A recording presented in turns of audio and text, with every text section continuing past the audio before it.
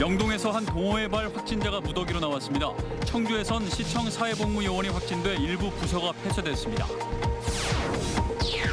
옥천군 군북면 경부고속도로 상행선 증약터널에서 화물차 간 추돌 사고가 발생했습니다.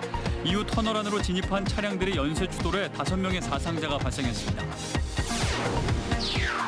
올해도 가수 화상병이 북부 지역을 중심으로 빠르게 확산하고 있습니다. 충주, 음성, 제천 등에서 이미 60곳이 넘게 발생했습니다.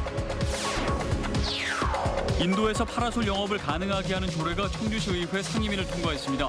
코로나19로 어려운 소상공인들을 위해 필요하다는 취지입니다.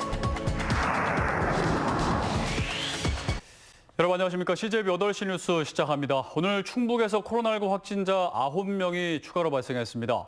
영동에선 한 동호회발 확진자가 무더기로 나왔고 청주에선 시청에 근무하는 사회복무요원이 확진돼 일부 부서가 폐쇄되기도 했습니다. 김기수 기자가 취재했습니다. 영동에서 코로나19 확진자가 무더기로 발생했습니다. 지난 23일 근육통 증상이 나타난 60대 A씨는 신속 항원 검사에서 양성이 나오자 PCR 검사를 받았는데 오늘 최종 확진 판정을 받았습니다. 이후 A씨의 스크린 골프 동호회 회원 3명과 업주 등이 연이어 확진된 겁니다. 영동군은 임시 선별 진료소를 확대 운영하고 해당 시설 이용자 파악에 나선 상태입니다. 확진자의 정확한 동선 파악을 위해 CCTV 확인, 카드 사용 내역, 확진자 동선, 현장 확인 등 역학조사를 실시 중에 있습니다.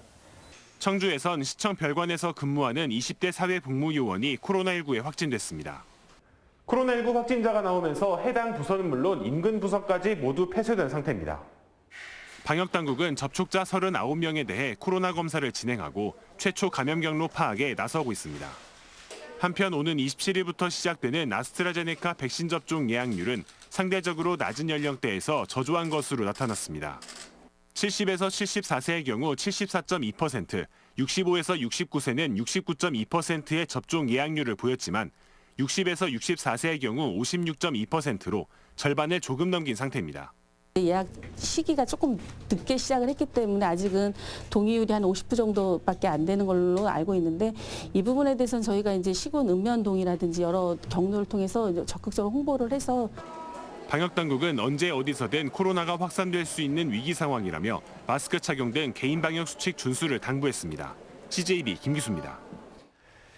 오늘 새벽 옥천군 군북면 경부고속도로 상행선 증약터널에서 2건의 추돌 사고가 잇따라 발생해 2명이 숨지고 3명이 다쳤습니다.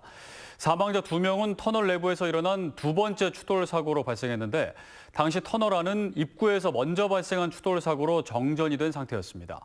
진기훈 기자입니다. 화물차가 형체를 알아볼 수 없을 정도로 부서졌습니다. 또 다른 화물차는 앞부분이 완전히 불에 타 뼈대만 남았습니다. 오늘 새벽 2시 30분쯤 옥천군 군북면 경부고속도로 서울 방향 증약터널 입구에서 앞서가던 8.5톤 화물차를 뒤따르던 11.5톤 화물차가 들이받았습니다. 이후 사고 차량들을 피해 터널 안으로 진입한 화물차와 승용차 등 6대가 연쇄 추돌했습니다. 이곳 터널 입구 3차로에서 화물차 2대가 충돌하면서 화재가 발생했고 그 연기가 터널 안쪽으로 빨려 들어갔습니다. 경찰과 소방당국은 터널 입구에서 난 화물차 추돌 사고로 불이 나면서 터널 내부가 정전됐고 연기로 시야까지 가려지면서 6중 추돌 사고가 난 걸로 보고 있습니다. 증약터널 입구에서 화물차 2대가 추돌 사고가 나가지고 화재가 발생했습니다. 터널 내 전등이 정전됐고 화재로 인해서 발생한 연기가 그 터널 내로 들어가서 시야가 제대로 확보되지 않은 상태였는데 이 사고로 터널 안 40대 화물차 운전자 2명이 숨지고 3명이 다쳐 병원으로 이송됐습니다. 사고 차량 중 유해 화학 물질인 불산을 실은 탱크로리가 있었지만 누출 사고로 이어지진 않았습니다. 터널이 막히면서 4시간가량 차량이 전면 통제되다 오전 7시가 넘어서야 통행이 재개됐습니다. 경찰과 소방당국은 운전자 진술과 CCTV 영상 등을 토대로 정확한 사고 경위를 조사할 방침입니다. CJB 진기훈입니다.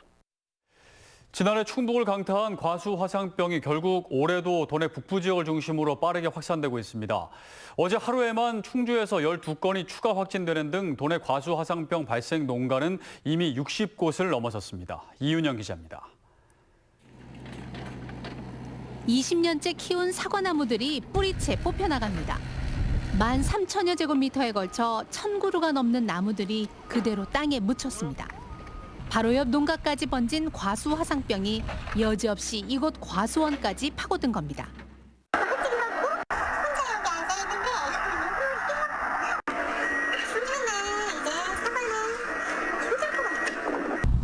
충주에서는 어제 하루 동안에만 이곳을 포함해 모두 12곳의 과수원에서 과수화상병이 확진됐습니다.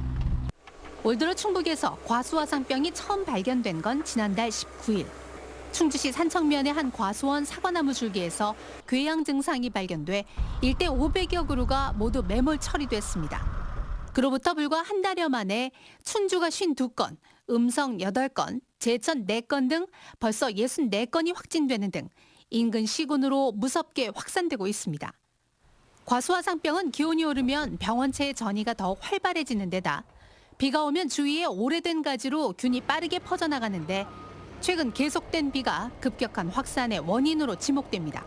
지난해보다 열흘 정도 빠른 생육 단계를 고려했을 때 작년도 6월 초에 가장 많은 신고와 발생이 있었는데요. 금년도도 이번 주가 가장 중요한 시점이라고 판단이 되고 있습니다. 농촌진흥청은 과수화상병 위기경보 단계를 주의에서 경계로 상향 조정하고 농가에서는 과수화상병이 의심되는 경우 즉시 신고해 확산을 최소화해 줄 것을 당부했습니다. CJB 이윤영입니다. 충북과 충남, 경북이 서해안과 동해안을 잇는 중부권 동서횡단철도를 4차 국가철도망 계획에 반영시키기 위해 막판힘을 쏟고 있습니다. 하지만 청주 도심통과 광역철도 관철에 부정적 영향을 초래하는 건 아닌지 고민이 깊습니다. 구준회 기자입니다. 충북, 충남, 경북의 3개 도지사들이 천안 독립기념관에서 중부권 동서횡단철도의 4차 국가철도망 계획 반영을 촉구합니다. 노선의 당위성과 공동협력을 담은 건의문에도 서명합니다. 중부권 동서횡단철도는 충남 서산에서 청주와 괴산을 거쳐 경북 울진을 잇는 322km 노선으로 무려 6조 원이 들어가는 사업입니다. 노선이 지나는 12개 시군 시장 군수들이 수차례 모인 적이 있지만 이시종 지사가 정식으로 목소리를 낸 것은 처음입니다. 국가균형 발전을 위해서 또 낙후지역 발전을 위해서 이 노선이 꼭 좀 반영되기를 다시 한번 기대를 하고 이번 회동은 양승조 충남지사가 주도해 마련된 것으로 전해졌습니다. 우리 경북과 충북과 충남 640만이 연대하고 상상의 정서로 함께한다면 이 신규 노선으로 지정될 기회가 우리한테 충분히 있다.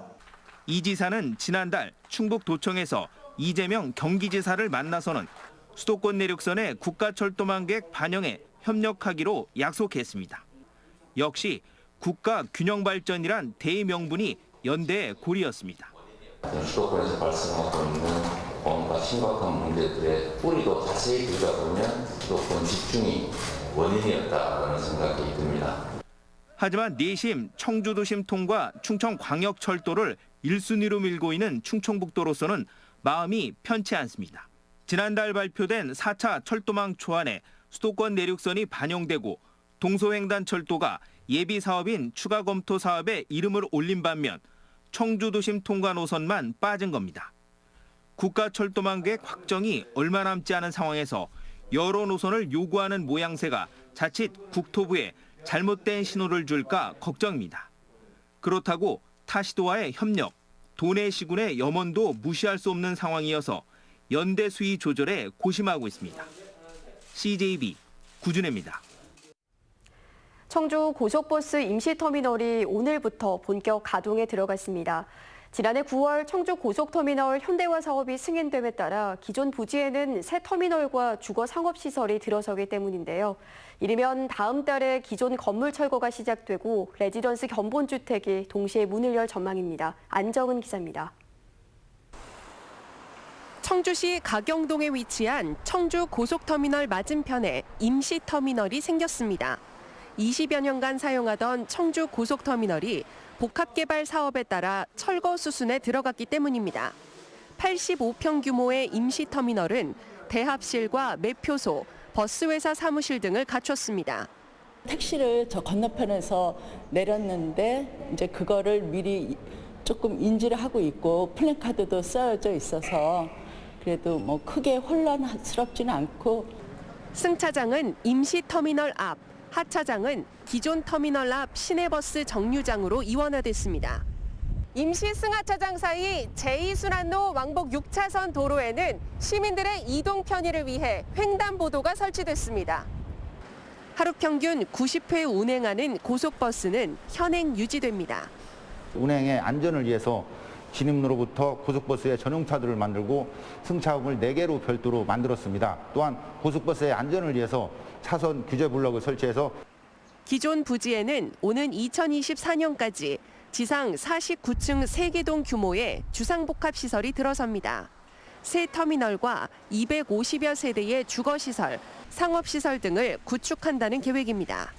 모델하우스는 레지던스부터 오픈을 하게 됩니다. 가장 중요한 것은 터미널이죠. 저희가 터미널 시설을 전국에서 가장 편리하고 안전하게 이용하실 수 있게 준비를 하고 있고요.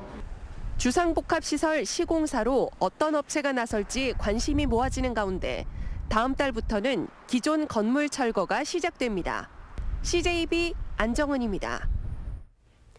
지난해 말 청주시 의회가 보행자 도로에서 5개 영업, 이른바 파라솔 영업을 허용하는 내용의 조례를 추진하다 자진 철회됐는데요. 비슷한 내용의 조례가 경론 끝에 상임위를 통과했습니다. 인도에서 파라솔 영업을 2년간 한시적으로 허용하는 내용인데요. 자세한 내용 조용관 기자입니다. 식품위생법 개정에 따라 올해부터 청주 지역 사유지에서는 대부분 5개 영업이 허용되고 있습니다. 그런데 청주시 의회에서 공공용지인 인도유에서도 파라솔과 탁자, 의자를 놓고 장사할 수 있도록 허용하자는 내용의 조례가 발의됐습니다. 대상은 휴게와 일반 음식점, 제과점 등 3개 업종이고 지난해 10월 제정된 조례에 따라 골목형 상점가를 지정해 이곳부터 일정에게 점용료를 받고 시범 운영해 보자는 겁니다. 지난해 회기 때 자진 처리된 뒤 다시 올라온 개정안을 두고 의원들의 의견은 극명하게 갈렸습니다. 조례를 발의한 의원은 코로나19로 어려운 소상공인들을 위해 필요하다고 주장했고 5개 영업이 사실은 흔히 말하는 불법 상황에서 진행이 많이 되고 있죠. 그래서 이번에 이런 부분들을 좀 제한을 하면서 그런 소위 말하는 음성화되어 있는 것을 양성화시키자는 측면. 반면 파라솔 영업을 할 수 없는 비허가 지역이나 2, 3층 등 위층 상인들과의 형평성 문제, 소음과 보행 불편 등에 대한 우려도 컸습니다. 중구난방으로 다 이거를 해달라고 할 판인데 거기에 대해서 지금 뭐 음주 소란행위라든가 쓰레기 문제라든가 이런 문제가 대두되면은 오히려 조례를 만들어서 시민들을 더 불편을 줄 수 있는. 논쟁 끝에 청주시의회 도시건설위원회는 파라솔을 설치할 수 있는 인도의 폭을 일부 조정하고 2년간 한시 운영해 보기로 수정 의결했습니다. 청주시 도로조명허가 일부 개정 조례안은 오는 28일 본회의에 상정됩니다. CJB 조윤광입니다.